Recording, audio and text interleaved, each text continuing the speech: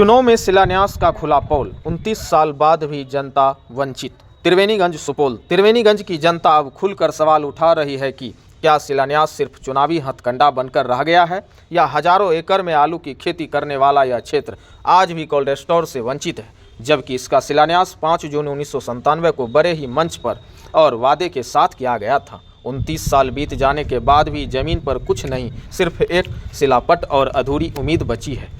स्थानीय लोगों का कहना है कि हर चुनाव के समय नेता विकास के नाम पर शिलान्यास की राजनीति करते हैं, लेकिन चुनाव खत्म होते ही योजनाएं फैलों में दफन हो जाती है। केंद्रीय भंडार कोल्ड स्टोर त्रिवेणीगंज इसका जीता जागता उदाहरण बन चुका है। फैले दफ्तरों में धूल फांक रही है और किसान बाजार में अपनी उपज औनन पौनन दाम पर बेचने को मजबूर है। किसान का आरोप है कि कोल्ड स्टोर नहीं होने के कारण आलू रखने की कोई व्यवस्था नहीं है। फसल तैयार होते ही दाम गिर जाते हैं और मेहनत का सही मूल्य नहीं मिल पाता है। इससे न सिर्फ किसान की आमदनी प्रभावित हो रही है, बल्कि पूरे क्षेत्र की अर्थव्यवस्था पर भी असर पड़ रहा है। अब जनता कह रही है कि 29 साल की देरी ने नेताओं और सरकारों की सारी असलियत सामने ला दी है। सवाल यह नहीं कि शिलान्यास कब हुआ, सवाल यह है कि निर्माण कब होगा।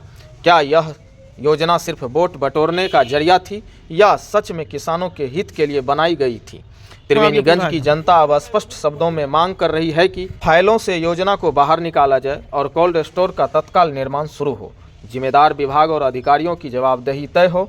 यह मामला अब सिर्फ एक कोल्ड स्टोर नहीं रहा, बल्कि जनता के विश्वास और किसान की मेहनत से जुड़ा सवाल बन चुका है।